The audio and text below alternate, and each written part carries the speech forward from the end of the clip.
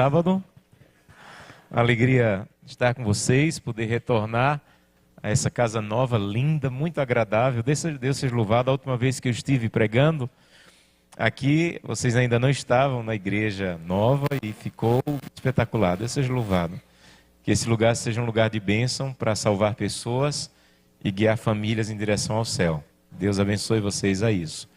Hoje eu vou apresentar uma mensagem, amanhã à noite novamente, tive o privilégio de mais uma vez pregar para vocês. E hoje eu quero convidá-la a abrir a Bíblia em Mateus. Nós vamos ler alguns textos bíblicos, mas vamos começar com Mateus. Abra sua Bíblia, Mateus capítulo 28. É um dos textos que vamos ler essa manhã. Mateus capítulo 28.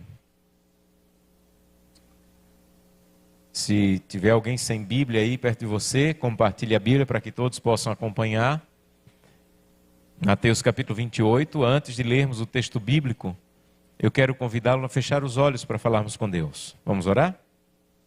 Querido e eterno Deus, muito obrigado pelo privilégio de voltar a essa igreja, encontrar pessoas queridas, que tive a oportunidade de conhecer quando trabalhei aqui na região, e te agradeço por vê-las na igreja, firmes na fé, outras pessoas que não conheço, mas te servindo aqui também. Te agradeço também por essa vitória que o Senhor deu na construção desse templo. Eu tive a oportunidade de vir aqui durante a construção e te louvo porque já estão num lugar agradável para te servir. E te peço que esse lugar agradável seja agora usado como lugar em que vamos ouvir a tua voz. Nós estamos com a tua palavra aberta, Santo Deus, e pedimos que o nosso coração também esteja aberto para ouvir a tua voz. Nós não estamos aqui para ouvir um homem, mas estamos aqui porque é o melhor lugar para ouvir o que o Senhor tem a nos falar. Então fala ao nosso coração, abre os nossos olhos espirituais, nos ajuda a sentir a presença do teu Santo Espírito aqui, procurando aquelas pessoas que realmente querem ouvir o que o Senhor tem a falar.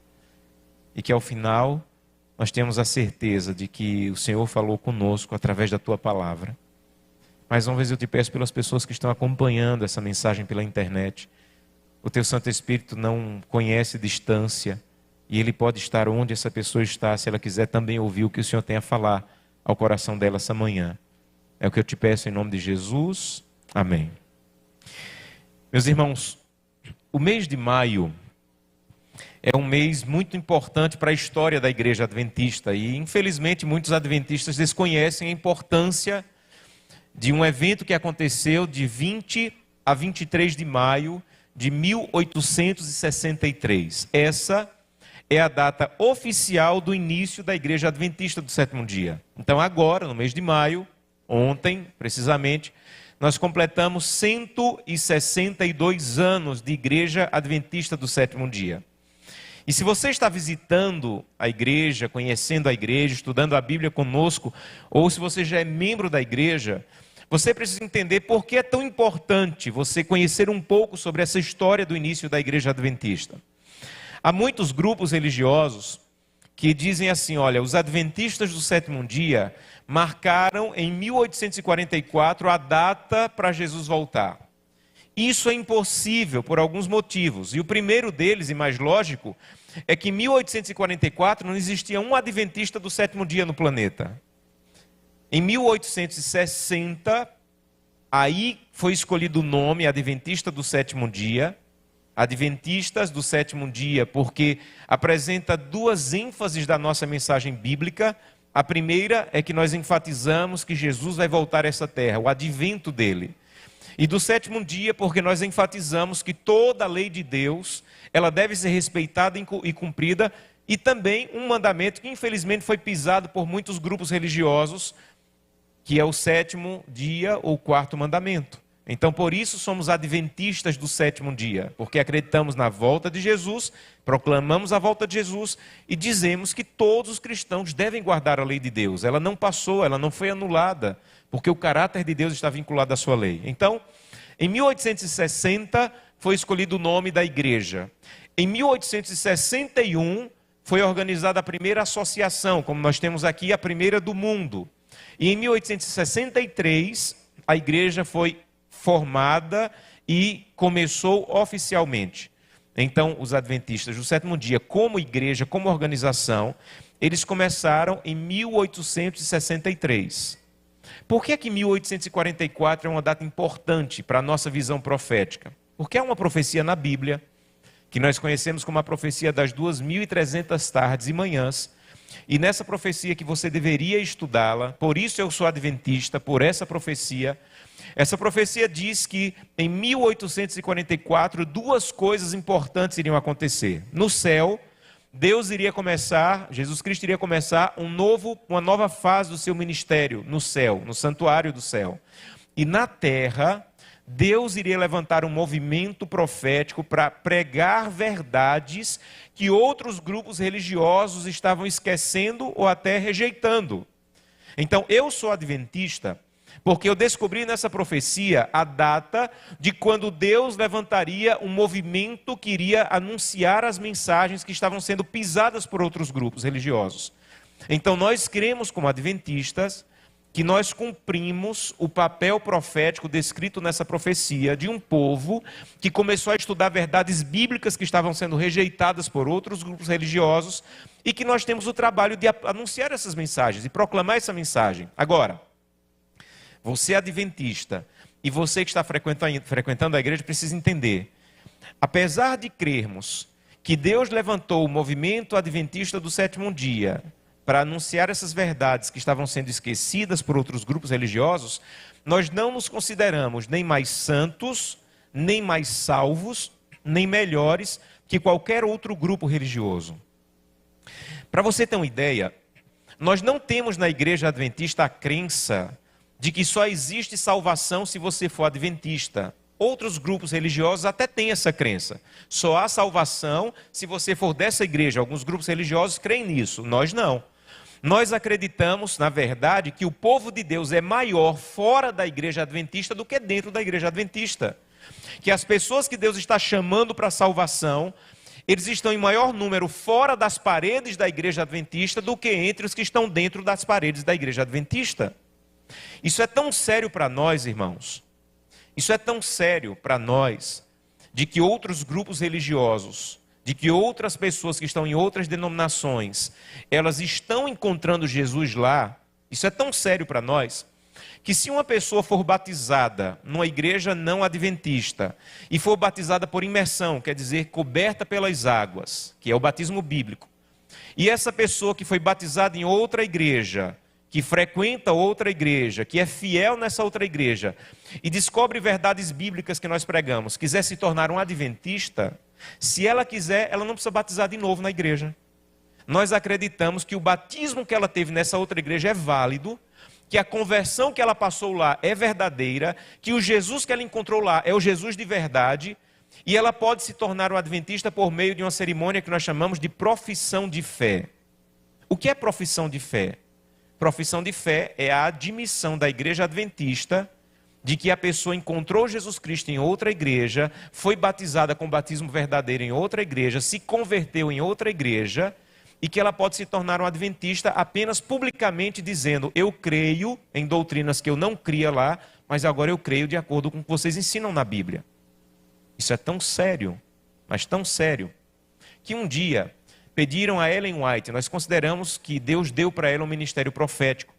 E um dia o escritório da Associação Geral pediu, que é uma sede da Igreja Adventista para o mundo inteiro, pediu que Ellen White escrevesse uma ficha biográfica, perguntando a data do nascimento, o nome do pai, o nome da mãe, o nome dos irmãos.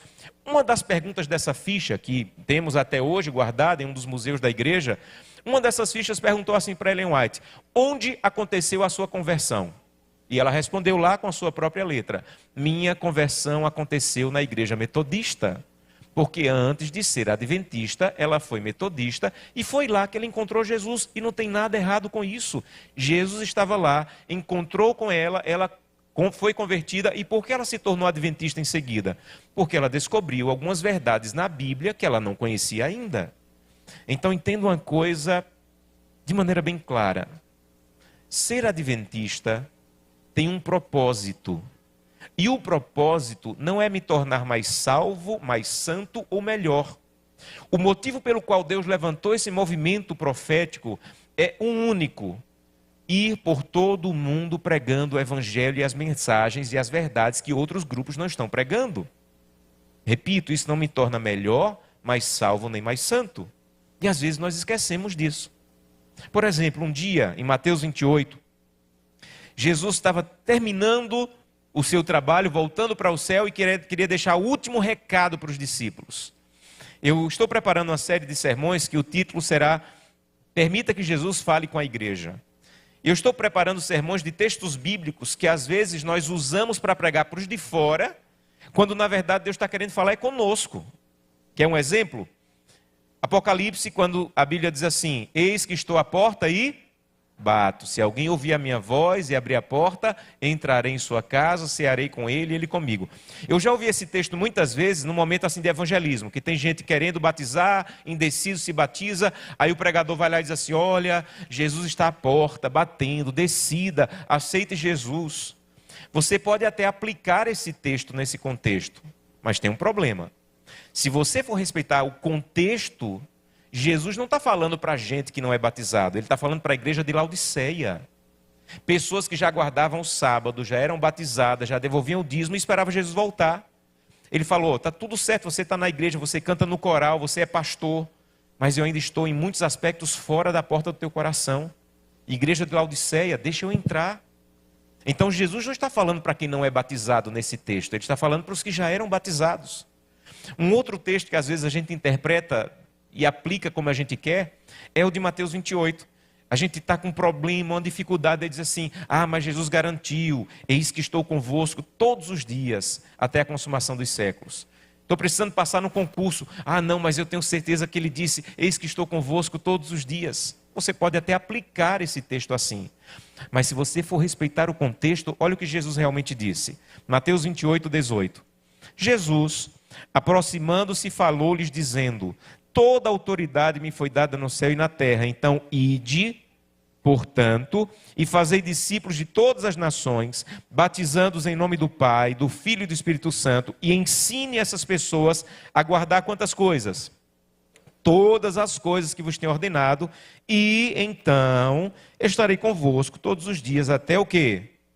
Então Jesus falou assim: olha, eu estou indo, estou deixando uma missão para vocês.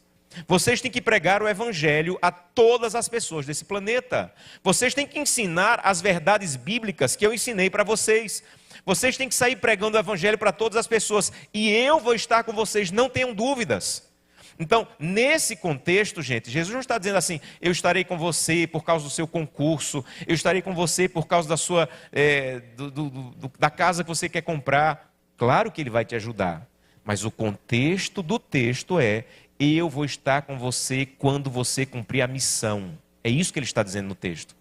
Quando você estiver cumprindo a missão, eu vou estar com você.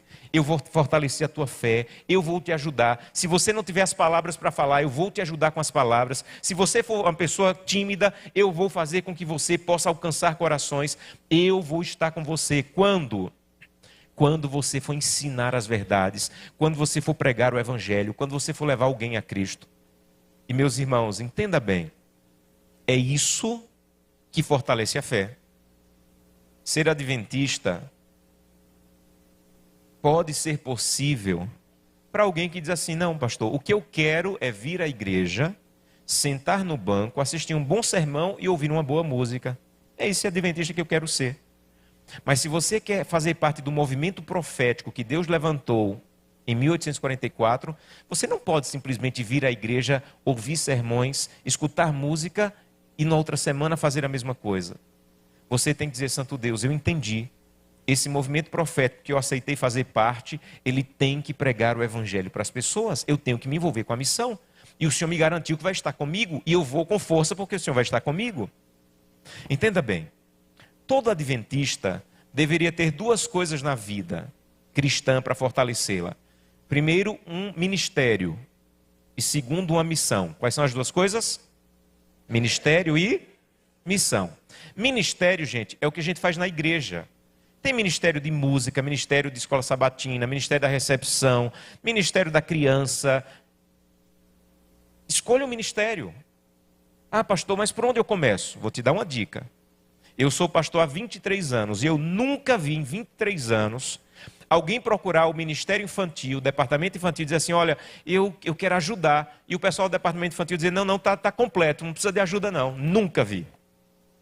Eu nunca vi alguém ir no clube de desbravadores ou de aventureiros da igreja e dizer assim para alguém do clube, olha, eu estou querendo me envolver no ministério aí. E o pessoal dizer, não, muito obrigado, mas aqui já está cheio, aqui tem tudo. Sabe, por contrário.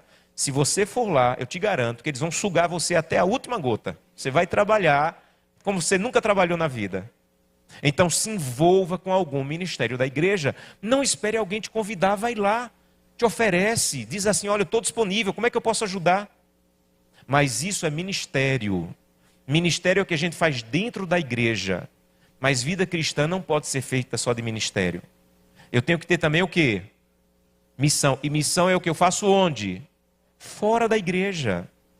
A vida espiritual de muita gente está fria, porque ela tem no máximo ministério. Mas se você não tem missão, você não experimentou o melhor da vida cristã. Jesus está dizendo, sabe quando é que eu vou estar com você? Até o fim. Quando você estiver envolvido com a missão. E você vai experimentar de Deus coisas que você nunca experimentou assentado no banco assistindo o sermão. O melhor de Deus, meus irmãos, não é o que você se alimenta na igreja. O melhor de Deus é o que Ele usa você para alimentar outras pessoas fora. Aí está o melhor de Deus para a tua vida. Eu aprendi há um bom tempo que eu posso fazer uma oração que Deus vai responder essa oração. E a oração é, Senhor, coloca alguém no meu caminho hoje para que eu possa abençoar essa pessoa. Eu desafio você a fazer essa oração, buscar a Deus pela manhã, fazer essa oração e Deus não te guiar e dirigir para alguém nesse dia. Eu estava alguns meses atrás indo para a Argentina pregar, e naquela manhã eu busquei a Deus e disse, Santo Deus, eu vou passar muito tempo no aeroporto, eu vou passar várias horas no voo. Senhor, por favor, coloca alguém no meu caminho para que o meu dia seja útil, para que eu possa abençoar alguma vida. E eu sentei, em um dos voos daquele dia, eu sentei na poltrona do meio. Quando eu sentei na poltrona, tinha uma senhora já do lado, na janela.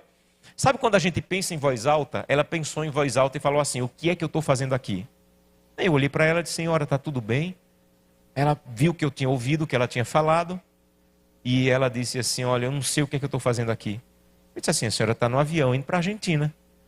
Aí ela disse assim, eu sei, mas deixa eu te explicar. Eu sou professora primária, eu sou de um estado aqui do Brasil, e o governo do estado deu bolsas de mestrado para os professores da rede pública, para fazer mestrado numa cidade na Argentina chamada Rosário. E eu fui contemplada, fiquei até feliz, mas agora eu estou me dando conta, eu não faço ideia de como vou chegar em Rosário. Eu vou para Buenos Aires e eu não faço ideia como chegar lá. Eu não sei falar uma palavra em espanhol e eu não tenho dinheiro de lá. Não sei nem como eu faço para trocar o dinheiro que eu tenho pela moeda da Argentina. O que é que eu estou fazendo aqui? Eu disse, Senhor, eu sou pastor da igreja adventista. E hoje de manhã eu falei com meu Deus e disse assim, Deus, coloca alguém no meu caminho. Senhora, tem 200 pessoas nesse voo, não é por acaso que a senhora está do meu lado. Eu sei onde fica Rosário, eu vou lhe ajudar a chegar. Eu posso lhe ajudar a trocar a moeda do Brasil pela moeda de lá. Eu só não tenho como lhe ensinar espanhol até chegar lá. Mas vai dar certo. Ela olhou para mim e disse assim, você é pastor adventista? Eu disse, sou. Ela disse assim, eu fui adventista até os 16 anos de idade. Eu fui do clube de desbravadores, eu me afastei de Deus e da igreja, e você não está do meu lado, não é só para me ajudar a chegar em Rosário, eu preciso voltar para Deus. Aquele foi um dos voos mais espetaculares da minha vida. Eu senti Deus do meu lado dizendo, meu filho, eis que estarei convosco todos os dias. Se você se envolver com a missão, se você pedir que eu coloque alguém no teu caminho. Isso é o melhor de Deus. A sensação que eu senti naquele voo foi melhor do que se você juntar 10 bons sermões que eu já ouvi. Porque é aí que Deus está dizendo. E esse é o propósito da igreja adventista do sétimo dia. Então, se você vem para a igreja e assiste o culto, você pode ser um adventista, mas você não está cumprindo o propósito profético dessa igreja. E Jesus repete isso de novo em Apocalipse 14.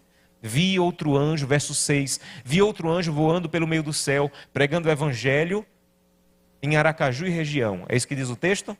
O texto diz assim, que nós devemos pregar o evangelho em todas as nações, a cada tribo, língua e povo. Não é só aqui não, é pelo mundo inteiro. Porque esse é o nosso propósito. Irmãos, isso é tão sério, mas tão sério, que tem implicações até com a volta de Jesus. Pregar o evangelho e se envolver com a missão é tão sério, que isso tem implicações até com a volta de Jesus. Deixa eu falar uma coisa para você. Não quero ferir ninguém. Não estou dando um recado porque eu nem conversei com o pastor de vocês sobre isso. Mas eu estou tão preocupado esses dias, meus irmãos, com adventistas que estão na internet, buscando vídeos especulativos, falando sobre decreto dominical, sobre data da volta de Jesus, sobre o ano que Jesus vai voltar. E um líder religioso morre, agora Jesus vai voltar. E o outro líder religioso é de um país, não, porque agora é o último e Jesus vai voltar. Quando a gente pensa na volta de Jesus, apenas pensando no aspecto de decreto dominical, mudança de um líder religioso, marca da besta, a gente não entendeu a volta de Jesus. Por exemplo, você lembra que Jesus fez um sermão?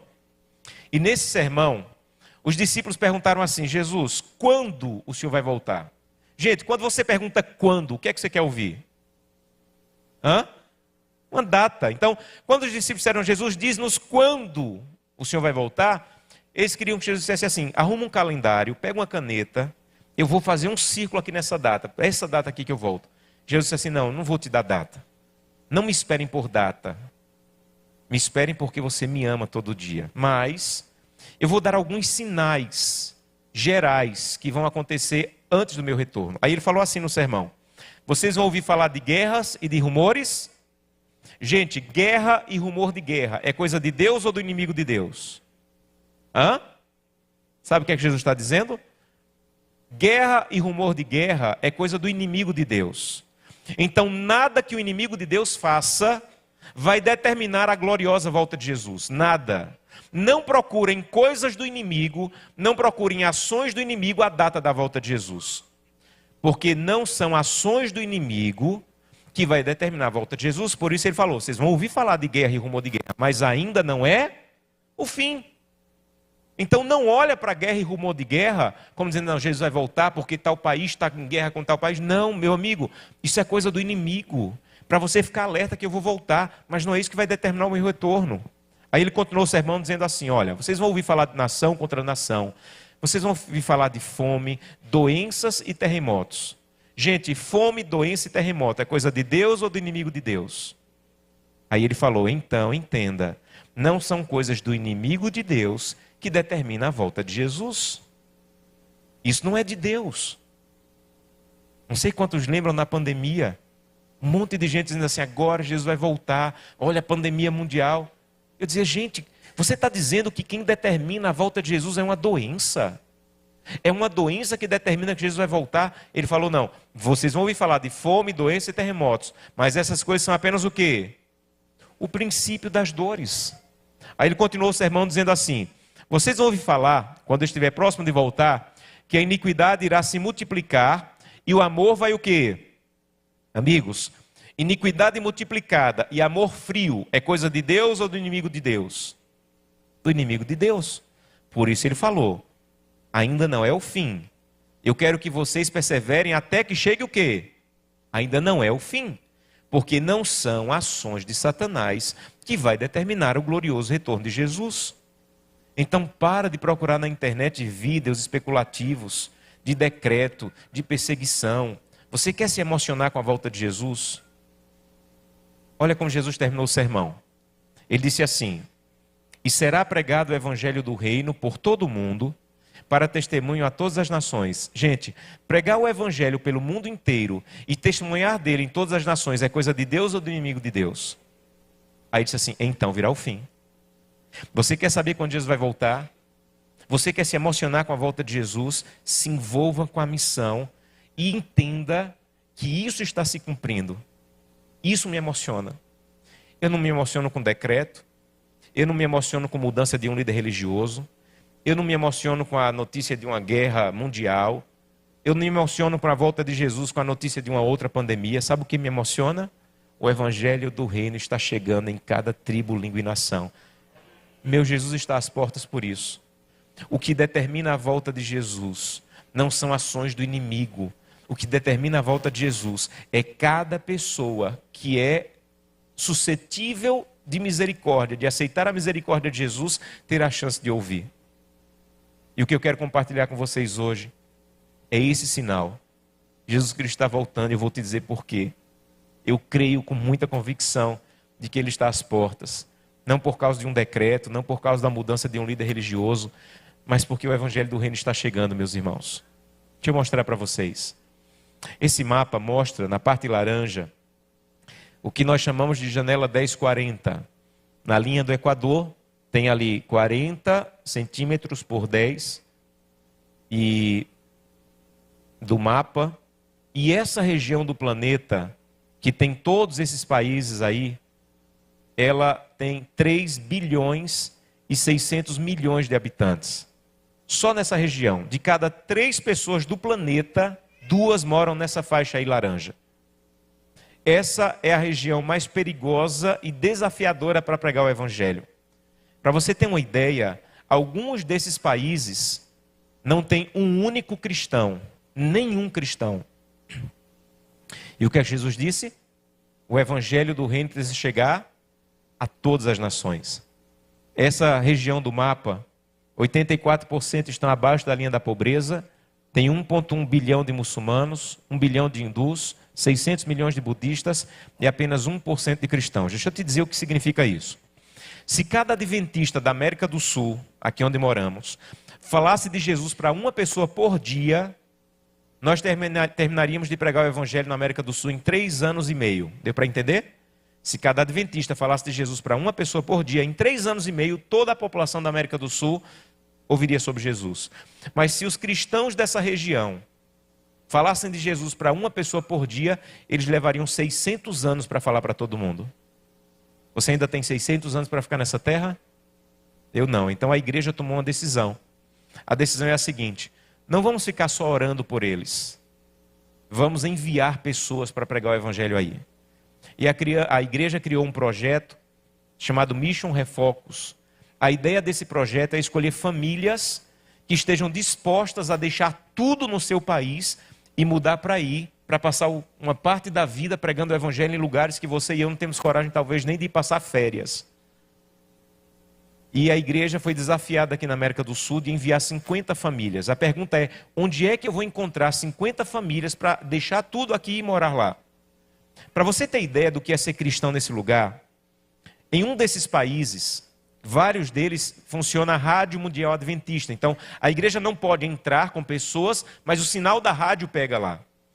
E em um desses países, uma jovem estava escutando a rádio adventista. Ela não era adventista, ela não estava batizada, ela estava apenas escutando a rádio. E os irmãos dela descobriram que ela estava escutando rádio de cristãos e cortaram as 2 mãos dela. Nesses países, um dos crimes mais graves é o que eles chamam de crime familiar. E um dos crimes mais graves familiar é você abandonar a religião da sua família. Se uma pessoa nesses países, meus irmãos, abandona a religião da sua família, a família não precisa passar em lugar nenhum para pedir autorização. A família pode tirar a vida dessa pessoa. Imagina você ser cristão nesse lugar. A polícia chegou e perguntou para os irmãos, por que é que vocês fizeram isso com ela? E eles disseram, porque ela estava escutando o rádio de cristãos. E a polícia disse, fizeram muito bem e foram embora. Isso é ser cristão aí. Onde encontrar 50 famílias dispostas a ir viver nesses lugares. E a igreja começou a divulgar. E louvado seja Deus que mais de 180 famílias disseram, eu vou. E a dificuldade da igreja agora era escolher 50 dentre 180. E a igreja criou alguns critérios, principalmente o inglês fluente, porque se você não falar inglês, você não consegue nenhum tipo de comunicação nesses países. E um dos dias mais emocionantes que eu tive o ano passado foi quando a igreja levou para o escritório que eu trabalho, da igreja em Brasília, essas 50 famílias, meus irmãos, para fazer um culto de dedicação dessas famílias. Eles me pediram para falar para eles, dar um seminário para eles, e eu só falei porque eu sou obediente, se mandar eu faço. Mas eu estava me sentindo desse tamanho aqui. Eu disse para eles, olha, eu vou falar porque mandaram, mas eu não tenho o que falar, eu tinha que ouvir vocês. Vocês estão indo para lugares que eu não teria coragem de levar minha família. E eu vi casais de médicos, meus irmãos, que estão deixando tudo aqui no Brasil, seus consultórios, para irem ser missionários nesse país. Porque alguns desses países, pastor não pode entrar, mas médico pode. E eles estão deixando tudo aqui no Brasil para entregar a vida e a dedicação missionária nesses países. Eu vi esposas de pastores com filhos pequenos, que vão agora se mudar para esses lugares, para passar o resto da vida, ou uma parte da vida, criando seus filhos nesses lugares, que é perigoso para a própria vida. E eu prometi para eles naquele dia que eu iria orar por eles todos os dias e que onde eu fosse na América do Sul, eu iria falar para a igreja para orar por eles também. Eu estou hoje cumprindo a promessa que eu fiz para eles o ano passado. Orem por eles. Cada região do mundo está enviando um grupo de missionários. Aqui da América do Sul estão indo 50. Mas cada parte do mundo está enviando um grupo de missionários para que o evangelho chegue em cada tribo, língua e nação. E então virá o fim. E isso me emociona. Eu não me emociono com decreto. Eu não me emociono com mudança de líder religioso. O que me emociona é ver que o evangelho do reino está pregando. Nosso Senhor está às portas. Eu tive o privilégio de ir para um desses países e haver um encontro da igreja, me convidaram para participar. Um dos países mais difíceis para pregar o evangelho. Para você ter ideia do que é o desafio, nós alugamos um auditório de um hotel para fazer as reuniões. E o gerente do hotel disse assim: eu alugo o auditório do hotel, mas vocês não podem trazer Bíblia para a reunião, vocês não podem orar, nem podem ficar de joelhos. Nós perguntamos, mas como? Nós estamos pagando o auditório. Ele falou, é que o governo aqui tem acesso às câmeras internas do hotel. E se eles descobrirem que nós estamos alugando um espaço do hotel para culto cristão, eles vão fechar o hotel inteiro. Então vocês vão vir, nós alugamos, mas vocês não podem trazer Bíblia, vocês não podem cantar e vocês não podem se ajoelhar. E quando nós entrávamos no salão, tinham funcionários do hotel olhando se a gente estava entrando com Bíblia e assistindo a reunião para ver se alguém ia cantar e se ajoelhar.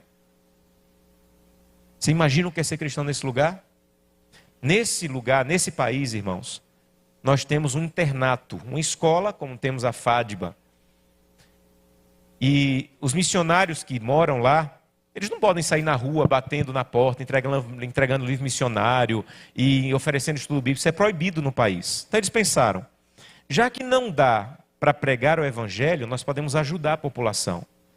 E nesse país eles não têm nenhum controle sanitário. Você vê montanhas de lixo nas ruas, esgoto correndo por todo lado. E os nossos funcionários passaram 6 anos, nossos missionários passaram 6 anos. A única coisa que faziam era limpar o lixo das ruas ao redor do internato. Hoje, nesse país, nessa cidade, o bairro mais limpo do país é onde está o nosso internato. Mas é tanto lixo, irmãos, que não dá para limpar com pá. Eles têm uma retroescavadeira, um trator e um caminhão para limpar lixo. E eles passaram anos, a única coisa que faziam era recolher o lixo de manhã até o final do dia. Depois de muito tempo, quando o bairro começou a ver a limpeza, eles perguntaram, por que vocês estão fazendo isso por nós? Nós queremos expulsar vocês do país, nós queremos matar vocês, por que vocês estão fazendo isso por nós? Eles disseram, porque nós servimos a um Deus que diz que nós devemos ajudar e cuidar das pessoas. E eles perguntaram, e vocês têm mais alguma coisa a nos oferecer? Eles disseram, temos. Se vocês entrarem na escola, nós temos aula grátis para a população de inglês, informática, violão e futebol. E eu chorei, meus irmãos, copiosamente. Quando eu fui naquele internato, eu vi mais de 800 muçulmanos entrando na nossa escola. E é proibido para eles. O muçulmano nesse país não pode frequentar lugares cristãos, mas eles estão entrando, mais de 800 toda semana para estudar conosco. E eu perguntei para o diretor do projeto, eu disse assim, além de orar, tem alguma coisa mais que nós podemos fazer na América do Sul por vocês? Ele disse, pastor, temos sim. É tanta gente, pastor, que a gente não tem espaço para as aulas.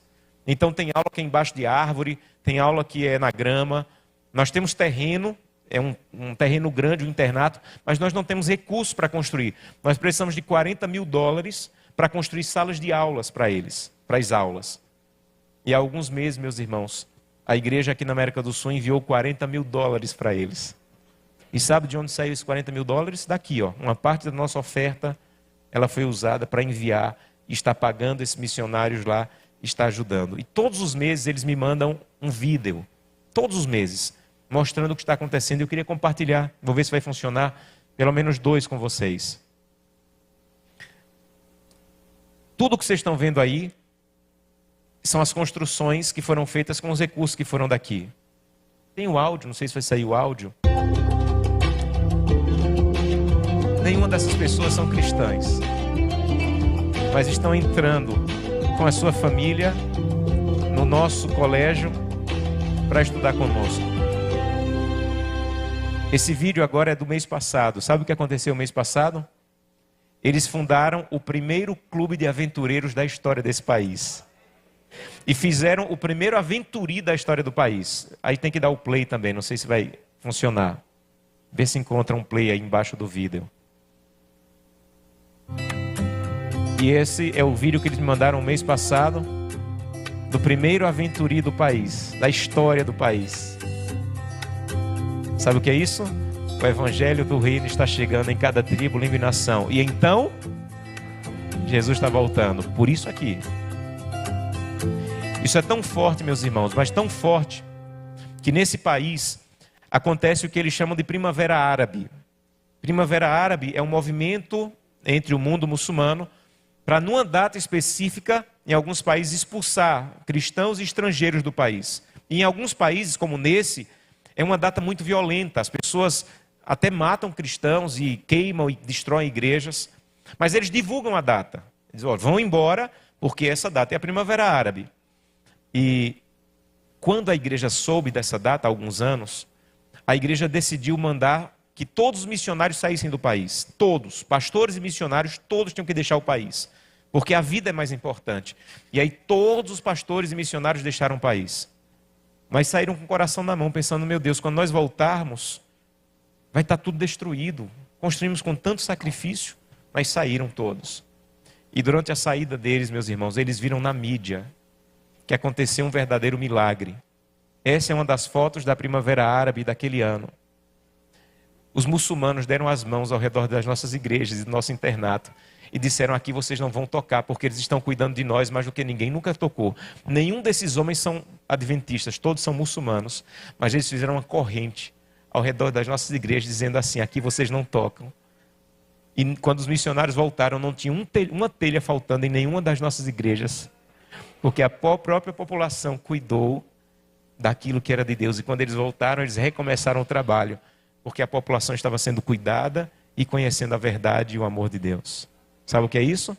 O evangelho do reino está sendo pregado em cada tribo, língua e nação.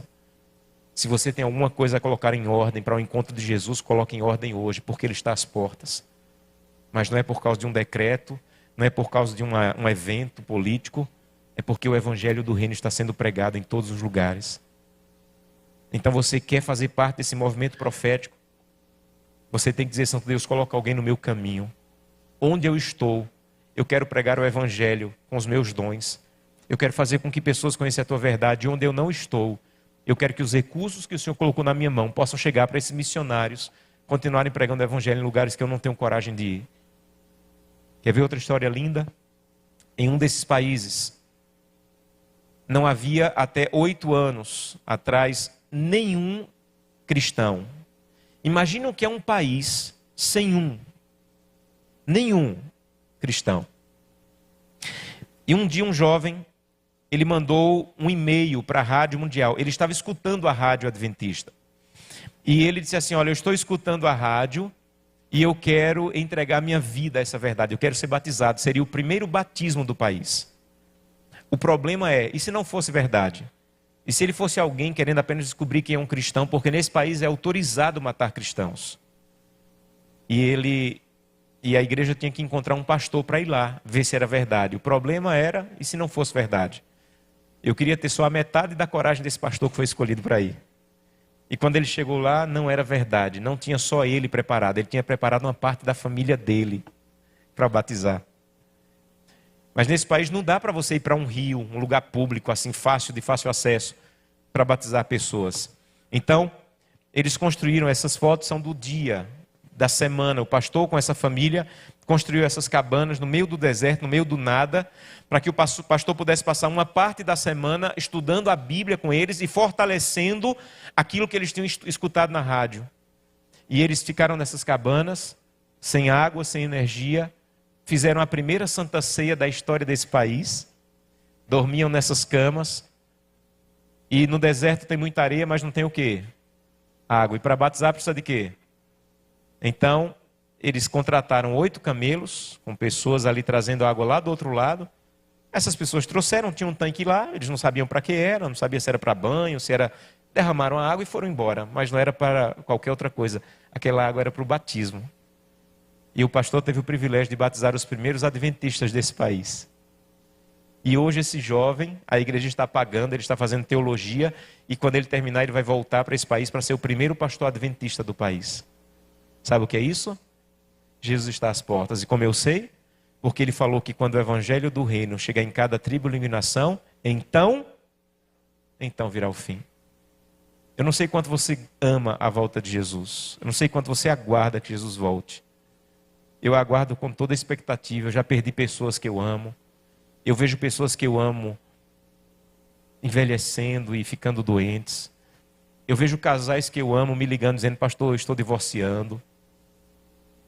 De vez em quando alguém me liga para dizer: pastor, você pode vir para fazer o culto fúnebre de tal pessoa, uma pessoa que eu amo. E só tem uma maneira disso parar de acontecer: é Jesus voltando. E a Bíblia diz que ele não voltou ainda, não é porque ele está atrasado. Não é porque ele nos esqueceu. É que ele está sendo misericordioso. Por mais gloriosa que seja a mensagem que chegou na tua família, ainda existem milhares de famílias em outros lugares do planeta que ainda não conhecem essa verdade. E que nós temos que dizer: Santo Deus, me usa poderosamente. Porque eu quero que o evangelho do reino chegue a pessoas que nunca chegaram. Talvez eu nunca vá para esses lugares, Santo Deus. Mas eu vou para o meu vizinho. Eu vou para o meu amigo da faculdade. E às vezes, meus irmãos, as pessoas não estão recebendo a verdade. Não é porque não querem. É porque nós estamos com o coração fechado para a pregação do evangelho. Eu fui pastor num lugar aqui no Brasil, que tinha uma igreja que eu frequentava, que estava num bairro muito elitizado, com muitos condomínios fechados. Pessoas importantes do país moravam naquele bairro. E a igreja colocou na cabeça que não dava para pregar o evangelho naquele bairro, porque todo mundo mora em condomínio fechado, gente importante, muito rica. Aí alguém disse assim: vamos mandar um e-mail para Novo Tempo, porque lembra que a Novo Tempo está todo o tempo dizendo assim: estude a Bíblia, faça estudo bíblico. Vamos perguntar se por acaso não tem alguém aqui nas ruas ao redor da igreja que está estudando a Bíblia com a Novo Tempo, para a gente fazer um contato. E alguém disse que nada, esse povo aqui tem 500 canais de televisão, nunca vão encontrar Novo Tempo. Mas mandaram um e-mail para Novo Tempo, e a Novo Tempo imediatamente respondeu com mais de 170 nomes de famílias ao redor da igreja, nas ruas ao redor da igreja, que já estavam estudando a Bíblia pela primeira, segunda e até terceira vez. Pegaram esses nomes, colocaram no telão da igreja, e uma irmã nossa, da nossa igreja, professora da Universidade Federal dessa cidade, ficou emocionada. Perguntaram: irmã, por que está emocionada? Ela falou: esse terceiro nome aí da lista é minha vizinha de porta há vários anos. Uma mulher muito rica, muito importante, e eu sempre achei que ela não queria nada com Deus. Mas aí está dizendo que ela já teve 3 estudos bíblicos com a Novo Tempo. Então não é que ela não quer nada com Deus, sou eu que não quero nada com a missão. Porque aí está dizendo que ela quer alguma coisa com Deus. Então nunca mais vá para o trabalho só para buscar salário. Você está nesse trabalho que você está porque você é um missionário lá, para Deus te usar, para falar do amor dele para pessoas que necessitam conhecê-lo antes que Jesus volte. Ele não está atrasado, ele só está esperando alguém do teu trabalho, que ainda tem chance de misericórdia, de aceitá-lo como seu Salvador. E você é um instrumento de Deus nesse lugar. Nunca mais vá para a universidade só esperando o diploma no final do curso. Vá para a universidade e não olhe para as pessoas da universidade só como ateus, agnósticos e perdidos. Deus tem os seus lá. E você é um instrumento de Deus para encontrar e salvar aqueles de Deus que estão lá. E Deus vai te usar se você pedir. Meus irmãos, eu espero com todo o desejo no meu coração a volta de Jesus. Eu vou te dizer por quê. Um dia, nós vamos ver uma nuvem pequena aparecendo no céu. E ela vai crescer. E ela vai tomar todo o céu. E nós vamos ver essa nuvem cercada de anjos. Milhares e milhares de anjos. E no meio dessa nuvem, Jesus vai estar sentado no trono. E lá do trono, ele vai dizer o seguinte: despertai todos vós que dormis no pó da terra. Meus irmãos, quando Jesus disser isso, a voz dele é tão poderosa que vai penetrar os túmulos. E os que morreram em Cristo, a Bíblia diz, irão ressuscitar. E o lugar mais triste do planeta hoje, o cemitério, vai se tornar nesse dia o lugar mais feliz, o lugar do reencontro. Eu não sei onde eu vou estar no planeta, mas eu vou reencontrar minha mãe. E quando os mortos estiverem ressuscitados e os salvos estiverem reunidos, os anjos vão vir dessa nuvem e vão nos levar até onde Jesus está na nuvem. E ali nós vamos receber a nossa coroa de ouro. E nós vamos fazer uma viagem, meus irmãos, dessa nuvem até o céu. Paulo diz que é o terceiro céu onde Deus habita. E quando nós somos reunidos lá, nós vamos ver uma grande multidão de salvos. E eu quero estar lá, segurando a mão de Gleice, minha esposa, e de Glenda e Samuel, os meus filhos. E Jesus vai ficar na porta do céu. A Bíblia diz que a porta do céu é de uma pérola só. Imagina a beleza dessa porta. E ela vai estar fechada. Jesus vai ficar em frente à porta de pérola. E nós vamos ver no meio da multidão um homem mais alto do que todos os homens e uma mulher mais alta do que todas as mulheres. Nós vamos entender que são os nossos primeiros pais, Adão e Eva. E Jesus vai fazer um sinal para Adão vir, para abraçá-lo, representando o abraço em toda a humanidade. E Adão vai começar a andar por entre a multidão. E vai ficar em frente a Jesus. E Jesus vai abrir os braços. Quando Jesus abrir os braços, meus irmãos, Adão vai ver pela primeira vez as marcas dos cravos na mão de Jesus. Adão fazia o culto com Jesus. Foram aquelas mãos que formaram o boneco para fazer Adão. Mas naquele momento Jesus não tinha morrido na cruz, então ele não tinha as marcas dos cravos. Pela primeira vez Adão vai entender claramente os cordeiros que eu matava durante a vida quando pecava, Jesus Cristo substituiu eles. Em algum momento da história ele veio e morreu por mim. E Adão não vai ter coragem de abraçar Jesus. Ele vai se colocar de joelhos. Ele vai tirar a coroa da cabeça, vai colocar no pé de Jesus e vai dizer assim: digno, digno, digno é o cordeiro que foi morto e reviveu. Jesus vai se abaixar, vai levantar Adão, vai abraçar Adão, vai colocar a coroa de volta na cabeça dele e vai virar Adão para toda a multidão de salvos e vai dizer o que eu mais sonho na minha vida escutar. Jesus vai dizer assim: vosso conflito está terminado. Vinde, benditos do meu Pai, e possui por herança o reino que vos está preparado desde a fundação dos tempos.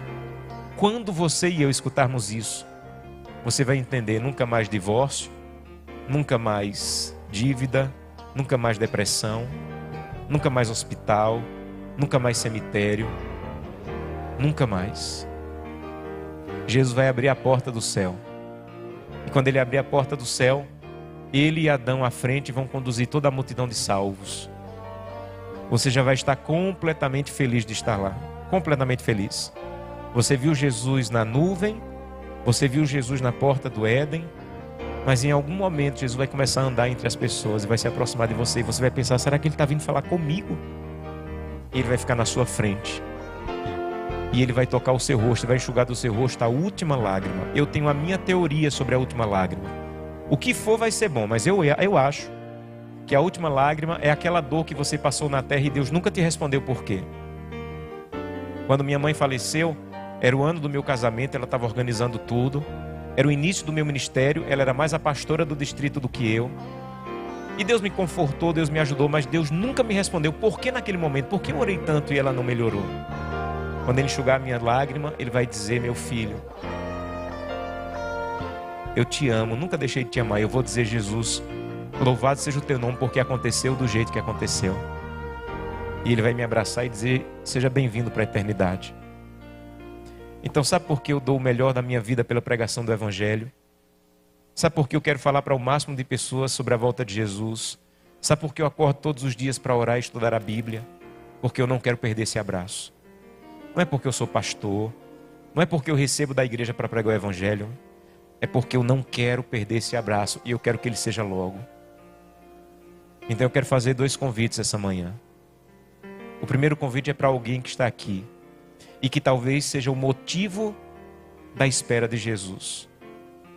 E eu quero convidá-lo a dizer: Santo Deus, não precisa mais esperar por mim, eu quero um dia ser batizado, eu quero entregar minha vida em tuas mãos.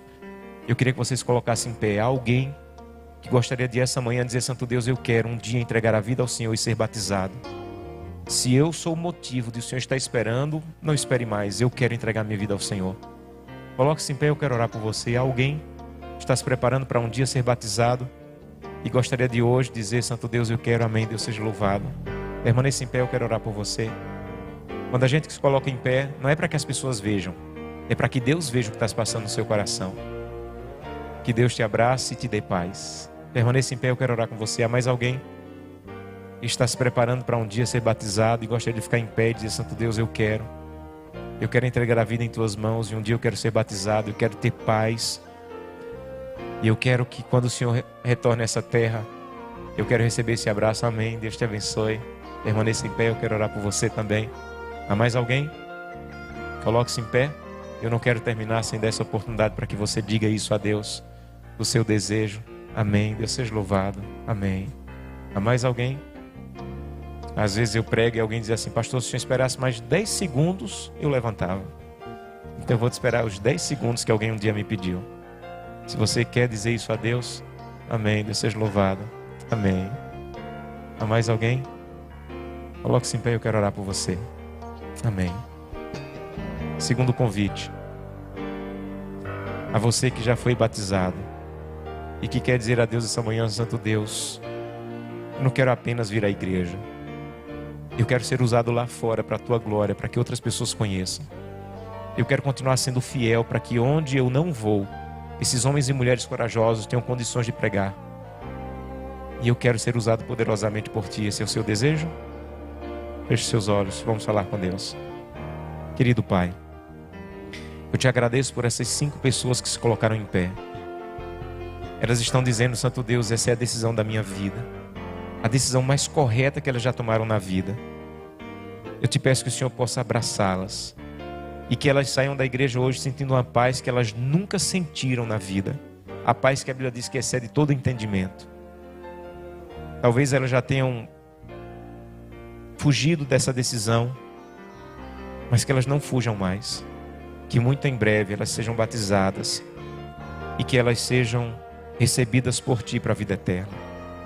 E a todos nós, Santo Deus, ajuda-nos a permanecermos firmes ao teu lado, pregando o Evangelho, sendo fiéis, para que o Evangelho do Reino chegue aqui onde estamos, e em lugares que não conseguimos ir, mas os recursos que o Senhor colocou em nossas mãos chegam, para que muito em breve possamos ouvir o Senhor dizendo: acabou. Seja bem-vindo para a eternidade. É o que te pedimos por Jesus. Amém.